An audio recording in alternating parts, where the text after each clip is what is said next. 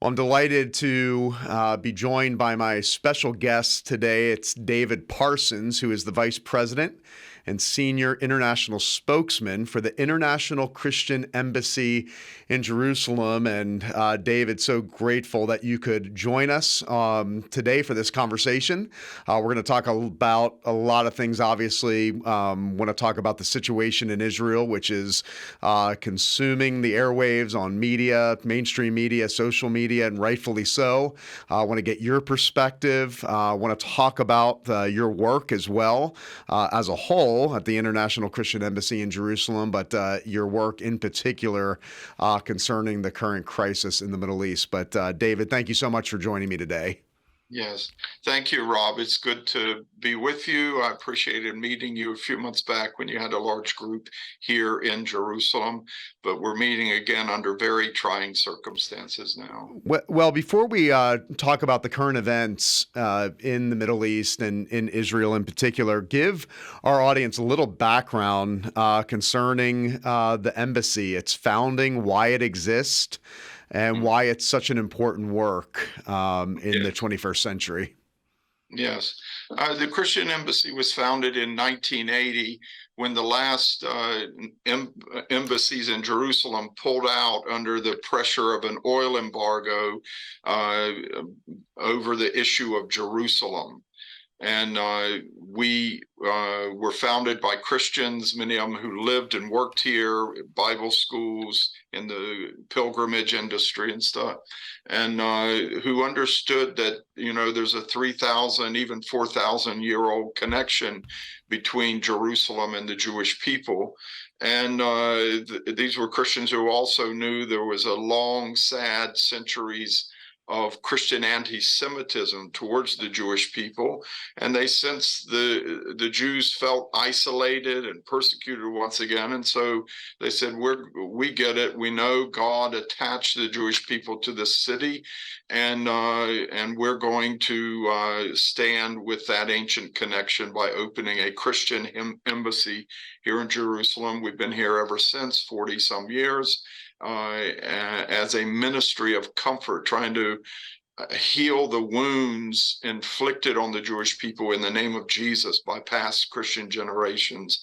And really what we've seen over recent days, basically the worst pogrom and massacre of the Jewish people since the Holocaust. We're going to stand with this people. Forget this sort of dancing around all the politics and all. This was an absolute massacre, and we believe God has raised up millions and millions of Christians around the world. We don't hate the Arabs, but we have a heart for the Jewish people, and no one can justify what's happened in recent days.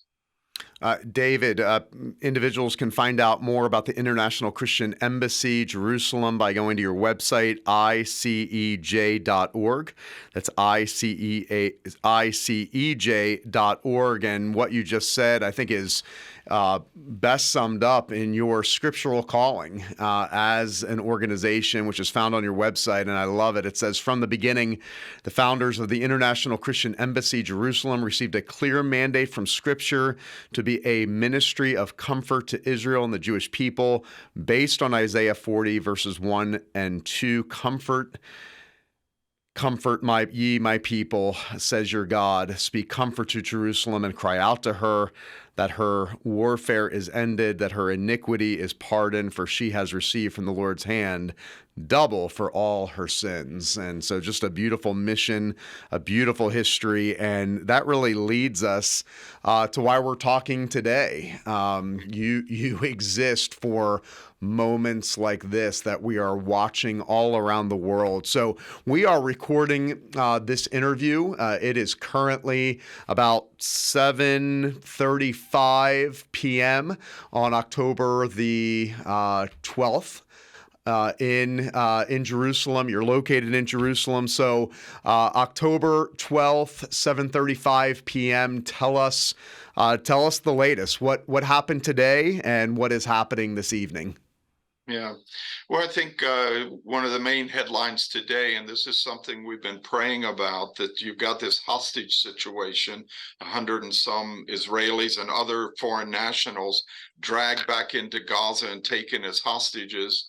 And some of the terrorists who came across the border and some of the breaches were still hanging around when the Israeli forces went in and finally cleared out these communities and started uncovering the atrocities committed there. Some of these terrorists have been captured, and they're giving the IDF information now.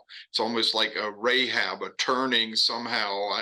I don't think I think for their own sake they realize the enormity of the crime, and they're trying to save themselves a little by giving Israel information on exactly where Hamas commanders, Hamas officers, their leaders are, where they have their weapons depots, where their tunnels are, so that Israel can even be more precise in a very crowded urban environment in taking out these assets of Hamas. And the IDF says that that Hamas is starting to lose their control over the Gaza Strip. There's 2.3 million people there. They are all oppressed by this Hamas terror militia. It's not only backed by Iran, but by Qatar, which just hosted the World Cup. I think the information is really starting to come out on the role of Qatar in this massacre. They have hosted the leaders of Hamas for years, and they have been the main ones sending funds into Gaza under the guise of rebuilding it after some of these rocket wars with Israel, but it's all gone straight to jihad, to holy war against Israel.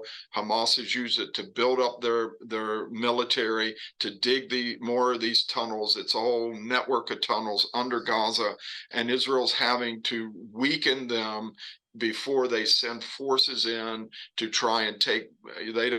Israel doesn't want to reoccupy Gaza, but they have to go in and eliminate this threat, because this can never ever happen again.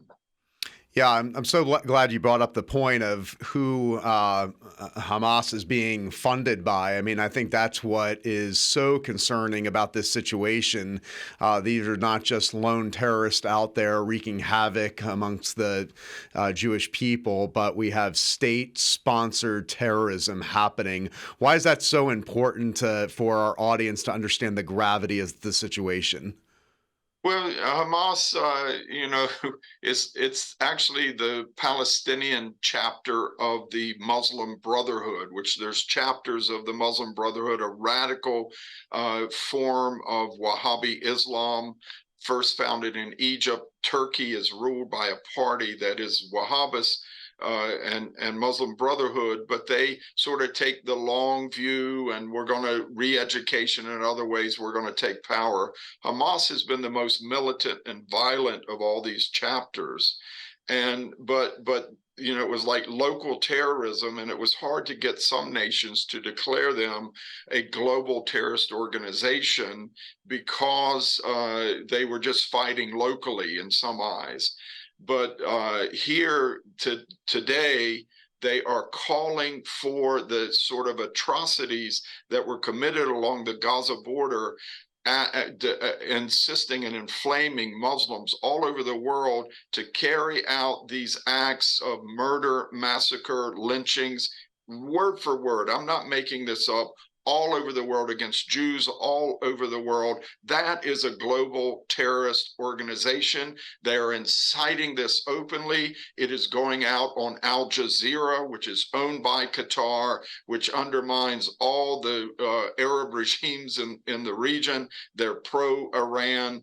And so, you cannot let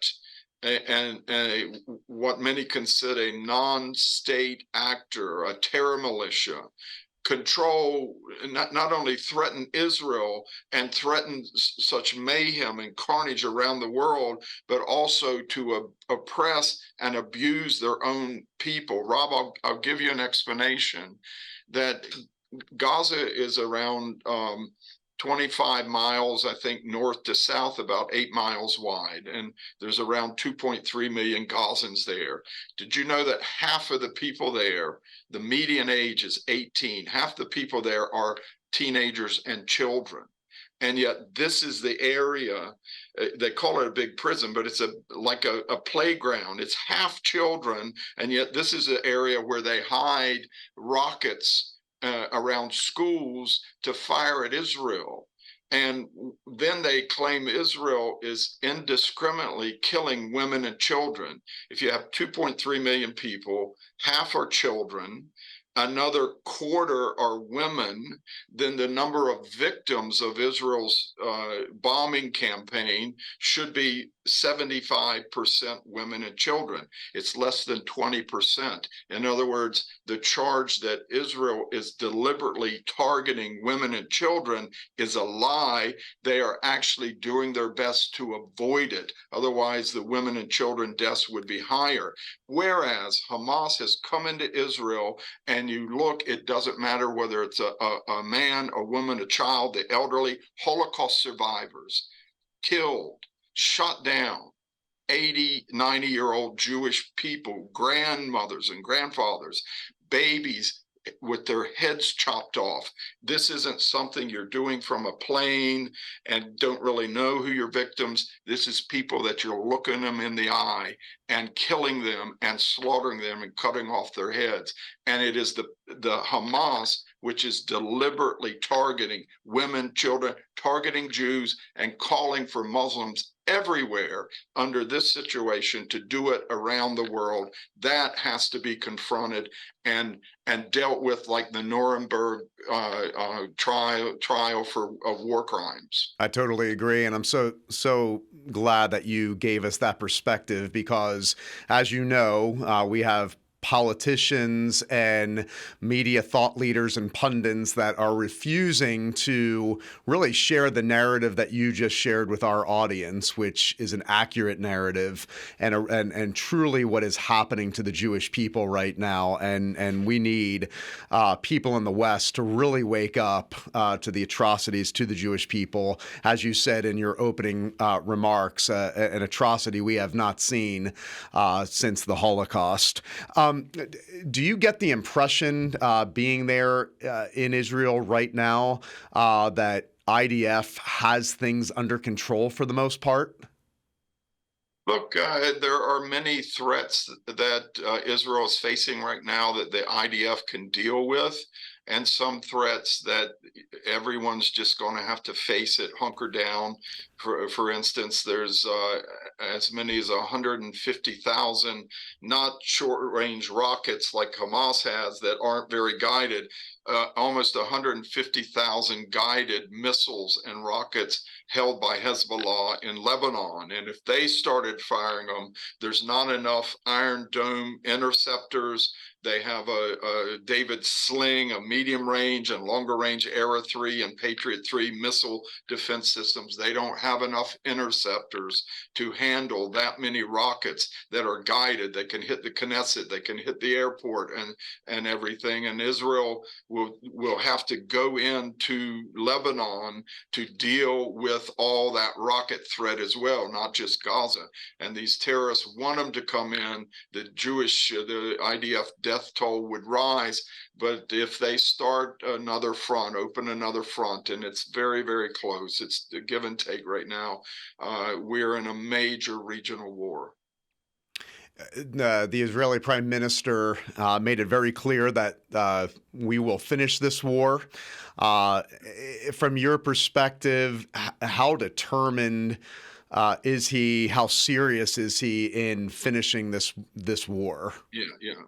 Well, I think there'll be a reckoning after this, how Israel let down its guard. It was a high holy day, one of the fall Jewish high holy days of Simchat Torah at the end of the Feast of Tabernacles that this happened. So they were kind of, it was a high Shabbat and everyone was resting, but I think both left and right, they'll have to have a reckoning, and everyone has some blame to share in how this was allowed to happen. But we'll sort that out later. But right now, the unity in the nation is strong. They formed a new war government, a war cabinet only to deal with war issues. Everything else is off the table. The Israeli people people are resilient, they're strong. The enemy wants them to flee the country, but there have been Israelis. There's probably more than 500,000 Israelis who live abroad in other countries, business, other interests there. They're Israeli citizens. They have actually been begging for flights, and El Al, the national airline, has had to go and pick up a lot of these people to come back to serve their reserve duty and join the fight on the front lines. So I think there's a lot of unity and a high morale right now.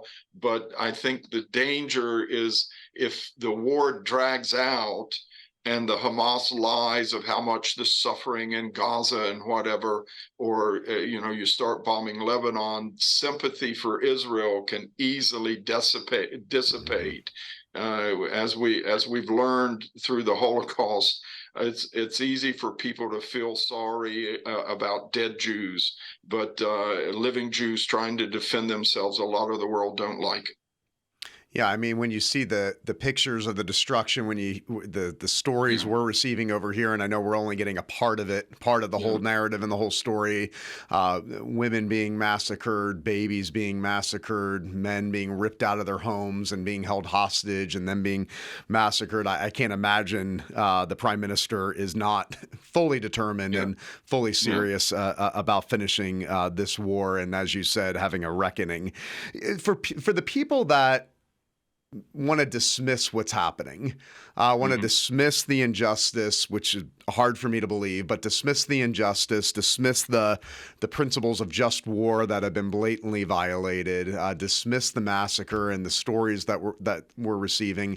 Why should people in the West, and Christians in particular, be incredibly concerned by what is currently happening in Israel right now? What are the things that are being threatened, not just in the here and now, but the long-term principles and ideals that are being threatened that we just can't simply dismiss or turn a blind eye to? Look, if we don't stand up to this atrocities of Hamas, Iran wins. Iran is very anti-West. Israel's just the little Satan. America's the big Satan. And Hamas itself has stated over and over, Hamas leaders have said that Israel is just the first target, that their ultimate target is the Crusader West. Now, you and I know that much of the West is post-Christian now. They've moved on from Christianity to secularism or whatever. But to these, and those of us who are still Christian, we don't think much about the Crusades. But here, memories are long in the Middle East. And Hamas says our first target is the Jews, and then the Crusader West. They look at the West as still Christian, as still carrying the legacy of the Crusades. They call it the Zionist Christian Alliance, or the Zionist Crusader Alliance. They use the word, they don't talk about Christians. They only talk about you and I as Crusaders. And we are a target ourselves of them. And there's been a lot of the people flooding across America's southern border, as many as I think several million detained in recent years because they are suspicious aliens from the Middle East. What are they doing down there in Mexico or Central America, trying to get into America? And we're talking about a long-term strategy. They say the Iranians play chess. Well, we play checkers. They think well ahead, and there are probably a lot of terror cells already hidden in America if they ever wanted to operate them.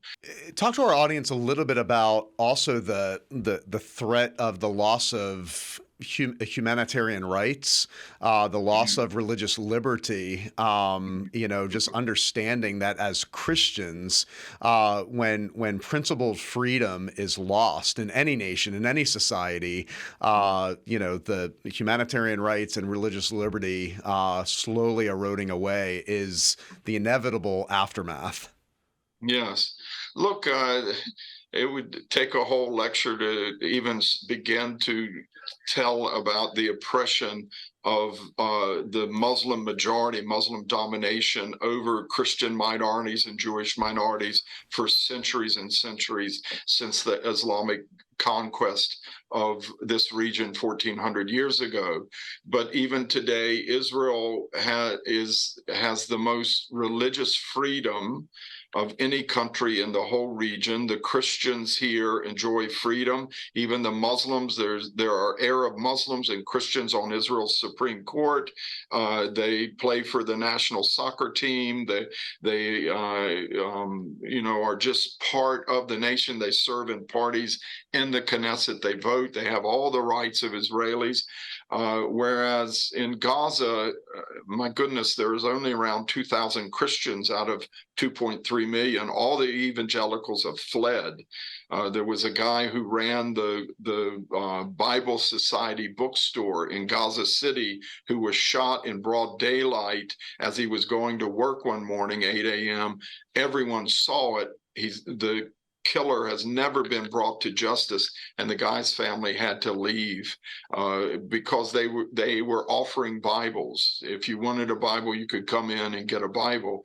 So the evangelicals have basically been long gone. You have this tiny remnant of, say, Catholics and some of the Orthodox Christians there who for centuries have lived in what's called demitude, a second-class citizenship where they really have no rights. And Islam says if you're going to stay a Christian, well, we are your protector, but you have no rights. And that's something that pervades much of the Middle East. Rob, we just had a brother, he's from Algeria. He says right now the radical regime ruling Algeria has banned any Christian meetings. No churches can meet. If two people are meeting for a religious purpose, they have to be Muslims, two or more. So no Christian meetings. Hundreds and hundreds of pastors in his networks that he's connected with are all in jail. This is a member of the UN. No one talks about it. The oppression of the Christians in Algeria. It's something that pervades the whole Middle East, and it's a very bad situation. Whereas Israel has religious freedom for us. We can worship Jesus as we want. The church needs to be reminded that the people of God have always been grounded by the conviction of the doctrine of the Imago Dei, that every single person is created in the image of God. And if you believe that and are convinced that every single person is created in the image of God, then you need to be concerned about what is happening in Israel, because it is the doctrine of the image of God that is being assaulted, that is being attacked. And when that is disregarded, then we see rights of individuals and human beings disregarded. We see the loss of freedom and liberty, and I pray that would wake the church up, particularly in the West, to understand why this is such a crisis of epic proportions, and why we need to be on our knees praying for the situation in the Middle East. Well, the work you're doing at the International Christian Embassy in Jerusalem is phenomenal, and I'm sure you all have been just active in your response. So share with our audience briefly what has been the initial response and call to action there with your organization. Yes. Well, we've been here over 40 years, and we have long-standing partnerships with some of the large Jewish charitable organizations like the Jewish Agency, the Joint Distribution Committee, the Jewish National Fund, and we're getting inundated with requests for how can we help with food, with even water. A lot of these soldiers were called up so quickly, no one brought any water with them. But a lot of the families that live near the border and have been through all this trauma and lost loved ones, they're being evacuated to, let's say, safer areas. Let's hope all of large parts of Israel stay safe. We're helping with refuge centers for them, respite centers, and taking food to communities that are stuck in their bomb shelters and stuff. A lot of these efforts. Rob, we also have long-standing friendship, partnership with the communities right along the Gaza border. Within 5 to 7 miles of the border, the mortars and rockets fired at them, they don't go high enough for Iron Dome to protect them. So they're very vulnerable, and we put in 140 bomb shelters in those areas. There were these fire kites coming over and burning their fields and their orchards. We've been replanting a lot of this area. And 2 days before this massacre started, we were down on the Gaza border. Just at one point, we were about half mile from the Gaza fence. You could see it, and had a solidarity rally with over 600 Christians from about 50 nations, and went and planted trees right near the fence, helping to invest in Israel's green future, planting trees near Kibbutz Be'eri, which was one of the hardest hit kibbutzes, over 100 slaughtered there. We were right in the area, ground zero, for this whole mass infiltration from Gaza. In fact, they cut through the fence and walked right through the area where we had just planted trees 2 days before. The local mayor of the regional council addressed us. It was very moving and encouraging, and he made a promise: we're going to keep the land of Israel. We're going to keep this area. It's beautiful, so you can come visit again next year. And Mayor Ofer Lipstein, was the first person named in the media, the first name release of an Israeli killed in this. When he heard about the attacks, was driving to one of the communities in his regional council, and got killed. And he was the first name released of someone killed in this. And we feel a special emotional, it got personal with that, an attachment to these people. And we're determined, with the help of Christians around the world, to help those communities rebuild. Well, we're so grateful for your work, particularly right now. And if there's somebody watching this interview that wants to support the work, both now and in the future, encourage you to go to the website of the embassy, which is icej.org. You can find out about their mission and their ministry, their current work in Israel.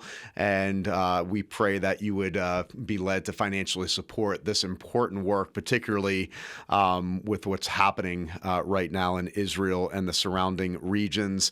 I pray this is also a reminder for us to pray for this continued work, pray for God's justice to prevail in the Middle East and in Israel. And ultimately, we are reminded that our hope is in Jesus Christ, and that those in that region would look to Jesus, that God would use this current suffering and this current trial to bring many to receive saving faith in Jesus Christ alone. So David Parsons, Vice President and Senior International Spokesman for the International Christian Embassy, Jerusalem, thank you so much for your time, for your continued work and effort, and please know that you all are in our prayers right now. Thank you, Rob. I really appreciate spending this time with you, and the fact that you were connected and you care and are telling your people to stand up at this moment. Thank you. We're behind you. God bless you. Thank you so much for your time. Bless you.